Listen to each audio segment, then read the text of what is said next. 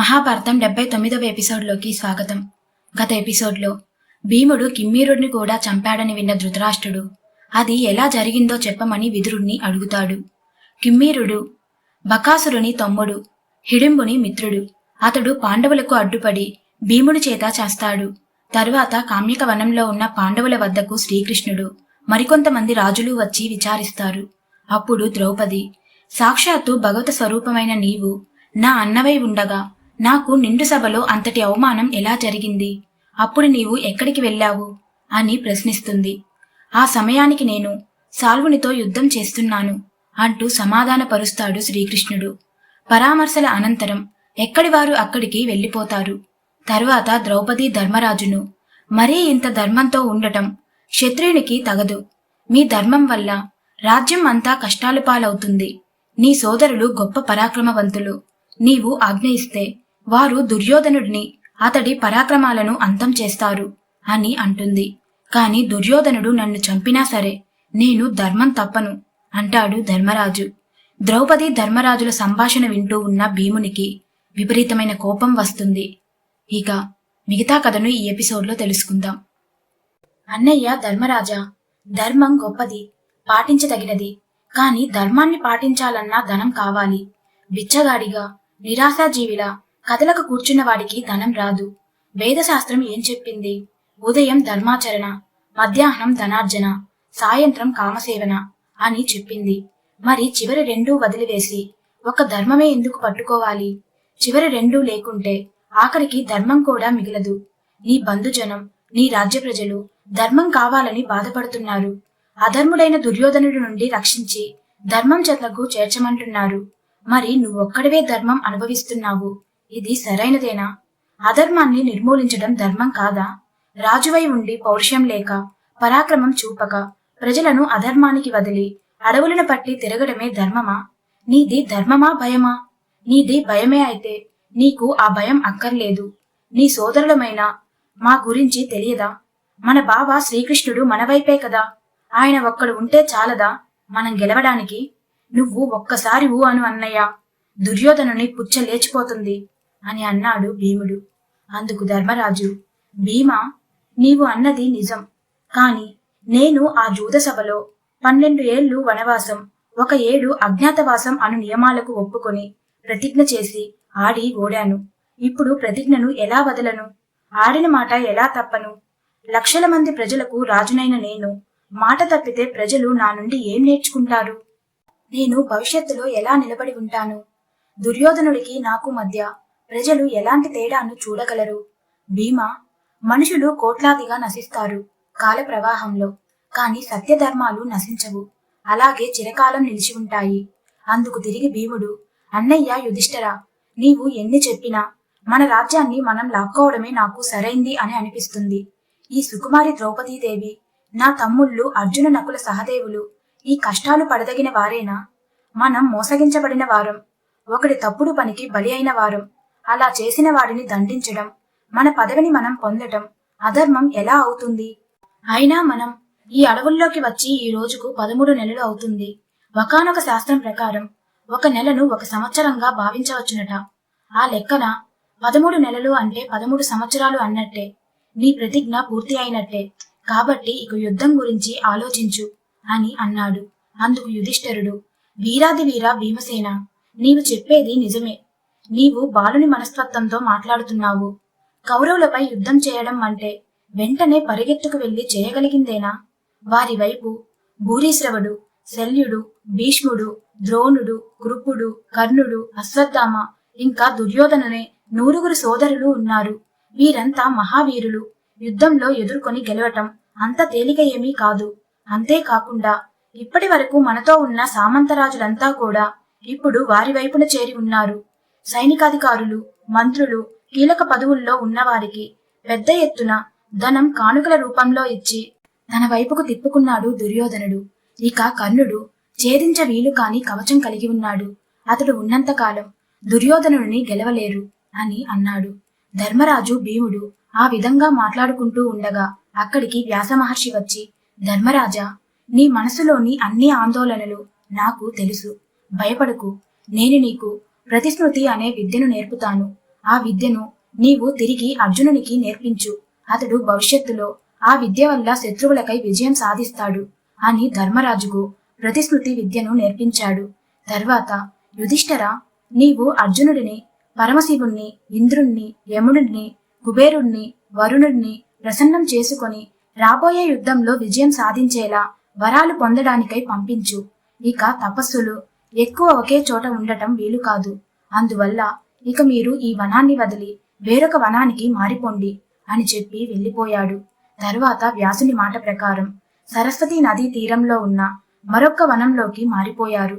అలాంటి ఒక రోజు ధర్మరాజు అర్జునుడిని పిలిపించి, అర్జున, ఆ దుర్యోధనుడు తన మాటలతో కొందరిని, సంపదతో కొందరిని, అధికారంతో కొందరిని, వంశానుగతంగా కొందరిని తన వైపుకు లాక్కున్నాడు. భీష్మ, ద్రోణ, కృప, అశ్వత్థామ లాంటి అతిరథ మహారథులంతా అతని వైపే ఉన్నారు. ఇక మనకు ఉన్న ఒకే ఒక్క ఆశవు నీవే. జయాపజయాలు నీ చేతిలోనే ఉన్నాయి. నాకు వ్యాస భగవానుడు ఒక అద్భుతమైన మంత్రం ప్రతిస్మృతిని ఉపదేశించాడు. ఆ మంత్రం వల్ల సకల లోకాలు కళ్ళ ముందు కనబడతాయి. ఆ మంత్రం నీకు నేర్పిస్తాను. తర్వాత నీవు ఇంద్రుని వద్దకు వెళ్ళు. వృత్తాసురునికి ఇంద్రునికి యుద్ధం జరిగినప్పుడు దేవతలు తమ అస్త్రాలన్నింటినీ దేవేంద్రునికి ఇచ్చారు. అవి అన్నీ ఇప్పుడు ఆయన వద్దే ఉన్నాయి. నీవు వెళ్ళి ఇంద్రుణ్ణి ప్రసన్నుడిని చేసుకొని అతని వద్ద నుండి ఆ దివ్యమైన అస్త్రాలను సంపాదించు అని చెప్పాడు. అప్పుడు ద్రౌపదీదేవి కూడా వచ్చి, దుర్యోధనుడు చేసిన అవమానం కంటే నిన్ను వదిలి ఉండటమే నన్ను ఎక్కువగా బాధిస్తుంది. కాని మన రాజ్యం మనం పొందటమా లేదా అన్నది కాని, మనం జీవించడం కాని మరణించడం కాని నీపైనే ఆధారపడి ఉన్నాయి. అందుకని నీవు వెళ్ళక తప్పదు అని అర్జునుడితో చెప్పింది. ఇక అర్జునుడు ఇంద్రుణ్ణి ప్రసన్నుడిని చేసుకునేందుకు బయలుదేరాడు. అలా మొదట హిమాలయాన్ని, తర్వాత గంధమాద పర్వతాన్ని చేరి అక్కడ నుండి ఇంద్రకీలాన్ని చేరాడు. ఒకరోజు ఆ ప్రాంతంలో నడుస్తున్నప్పుడు బాగా వక్కచిక్కిన ఋషి ఒకతను కనిపించాడు. అతను ఎముకల గూడులా ఉన్నా అతని ముఖంలో దేవతా తేజస్సు ఉంది. అతడు అర్జునుడిని చూసి, ఎవరు నీవు? మునులు ప్రశాంతంగా తపస్సు చేసుకునే ఈ ప్రాంతానికి కత్తి ధనస్సు పట్టుకొని రావాల్సిన పని ఏమిటి? ఇక్కడ తిరగాలంటే ఆ ధనస్సును పారవేయి అని ఆజ్ఞాపించాడు. కాని అర్జునుడు ధనస్సు విడవలేదు. ఆ ముని మళ్లీ చెప్పాడు, ధనస్సును విడువు అని. కాని అర్జునుడు ధనస్సు విడవలేదు. ఆ ముని మళ్లీ చెప్పాడు, ధనస్సును విడువు అని. కాని అర్జునుడు విడవలేదు. ఆ ముని మళ్లీ మళ్లీ అనేకసార్లు చెప్పాడు, ధనస్సు వదులు, ధనస్సు వదులు అని. కాని అతను ఎన్నిసార్లు చెప్పినా అర్జునుడు ధనస్సును వదలలేదు. అప్పుడు ఆ బక్క చిక్కి ఉన్న ముని పెద్దగా నవ్వుతూ, ఇంద్రునిలా మారిపోయి నీ ధీరత్వాన్ని పరీక్షించడానికి అలా చేశాను కుమారా అర్జున అని. నీవు ఏం కోరి ఇక్కడికి వచ్చావు అని అడిగాడు. దానికి అర్జునుడు, తండ్రి స్వర్గాధిపతి, నాకు నీ వద్ద ఉన్న శస్త్రాస్త్ర విద్యలు పూర్తిగా కావాలి అని అడిగాడు. ఇప్పుడు శస్త్రాస్త్ర విద్యతో పని ఏముంది? సుఖాన్ని, సంతోషాన్ని పొందగలిగే కోరిక ఏదైనా కోరు అని అన్నాడు. నా సోదరుడు ధర్మపత్ని అడవుల్లో దుర్భర స్థితిలో ఉండగా నేను సుఖాన్ని ఎలా కోరగలను? నేను కేవలం మీ వద్ద అస్త్రవిద్యలను మాత్రమే నేర్చుకోవాలని వచ్చాను అని అన్నాడు అర్జునుడు. సరే అయితే నీవు ముందు మహాశివుణ్ణి దర్శించు. ఆయన్ని దర్శించినందున సిద్ధుడివి అవుతావు. అప్పుడు నీవు స్వర్గలోకానికి నా వద్దకు రావచ్చు. అక్కడ అస్త్రవిద్యను ప్రసాదిస్తాను అని మాయమయ్యాడు. అర్జునుడు ఇక అక్కడి నుండి బయలుదేరి ఇంకా దట్టమైన ముళ్లతో కూడిన అడవిలోకి వెళ్లి శివునికై తీవ్రంగా తపస్సు చేయడం మొదలుపెట్టాడు. అదే అరణ్యంలో మూకాసురుడు అని ఒక రాక్షసుడు జీవిస్తున్నాడు. అతడు భీకరంగా తపస్సు చేస్తున్న అర్జునుడిని చూసి అక్కసుతో చంపేయడానికి ప్రయత్నించాడు. సరిగ్గా అదే సమయానికి శివుడు ఆ విషయం గ్రహించి ఆ ప్రదేశానికి వచ్చాడు. ఒక వేటగాడిలా వేషం ధరించి తనను చంపడానికి వచ్చిన మూకాసురుడిని చూసి విపరీతమైన కోపంతో తన ధనుసును సంధించాడు అర్జునుడు. అప్పుడు అక్కడికి చేరిన శివుడు, ఈ పందిని నేను వేటాడుతున్నాను, నీవు బాణం వదలకూడదు అని అంటాడు. కాని అర్జునుడు అతని మాటలను పట్టించుకోకుండా మూకాసురునిపై బాణం వేశాడు. అది చూసి వేటగాని రూపంలో ఉన్న శివుడు తను కూడా తన బాణాల్ని వదిలాడు. పంది రూపంలో ఉన్న మూకాసురునికి ఇద్దరి బాణాలు రెండు వైపులా ఒకేసారి దిగబడినాయి. తరువాత పందిని నేను కొట్టాను అంటే నేను కొట్టానంటూ ఇద్దరు చాలాసేపు వాదించుకున్నారు. అప్పుడు శివుడు, ఇలా వాదనతో ఈ విషయం తెగదు. నీకు ధైర్యం ఉంటే నా బాణం దెబ్బను కాచుకో. లేదంటే నీవు నాపై బాణం వదులు అని అన్నాడు శివుడు. ఒక సామాన్యపు విల్లుడైన వేటగాడు నాతో సవాలు చేస్తాడా అనుకుని తన గాంధీవం తీసుకుని బాణాలు వదిలాడు అర్జునుడు. ఆ బాణాల్ని శివుడు గాలిలోనే చేతులతో పట్టేసుకున్నాడు. అర్జునుడు అప్పుడు బాణాల్ని వర్షంలా కురిపించాడు. కాని శివుడు ఆ బాణాలన్నింటినీ తన 2 చేతులతో పట్టుకొని కింద పడవేశాడు. ఒక్క బాణం కూడా శివుని శరీరాన్ని చేరలేకపోయింది. చివరికి అక్షయ తూణీరంలోని బాణాలన్నీ అయిపోయాయి. అక్షయ తూణీరం ఖాళీ అవటం అంటూ ఎప్పటికీ ఉండదు. కాని ఇప్పుడిది ఖాళీ అయిపోయింది ఈ వేటగాడి వలన అని ఆశ్చర్యపోయిన అర్జునుడు మరింత కోపంతో తన ధనస్సుతో శివుని తలపై కొట్టాడు. కాని ఆ ధనస్సును లాక్కున్నాడు శివుడు. కత్తిని తీసి శివునిపై విసిరాడు. కాని ఆ కత్తి శివుణ్ణి తాకకుండానే 2 ముక్కలై కింద పడిపోయింది. తర్వాత పిడిగుతులు గుద్దటానికి శివునిపైకి దూకాడు అర్జునుడు. అర్జునుని దెబ్బలు శివునికి తాకనేలేదు. కాని శివుని కొట్టిన దెబ్బలు మాత్రం అర్జునునికి నక్షత్రాలు కనబడ్డాయి. తర్వాత అర్జునుని మెడను చంకలో ఇరికించి గట్టిగా నొక్కాడు. అర్జునుడు నోట్లోంచి రక్తం కక్కుకొని కింద పడి మూర్ఛపోయాడు. అప్పుడు శివుడు అర్జునుణ్ణి అనుగ్రహించి మూర్ఛ నుండి మేల్కొలిపి తన నిజరూప దర్శనం ఇచ్చి, నన్నే ఇంతసేపు ఎదిరించి పోరాడిన నీవు మహావీరుడివి, సూర్యుడివి, కర్తవ్య దీక్ష పరాయణుడివి, నీకు ఏం కావాలో కోరుకో అని అన్నాడు. అప్పుడు అర్జునుడు శివునికి అనేకసార్లు ప్రదక్షిణలు చేసి స్తుతించి, దేవా, నాకు పాశుపతాస్త్రాన్ని ప్రసాదించు. నా వద్ద ఇప్పటికే బ్రహ్మాస్త్రం ఉంది. అది ప్రళయాన్ని సృష్టిస్తుంది. కాని యుద్ధంలో అది ఒక్కటి ఉంటే సరిపోదు.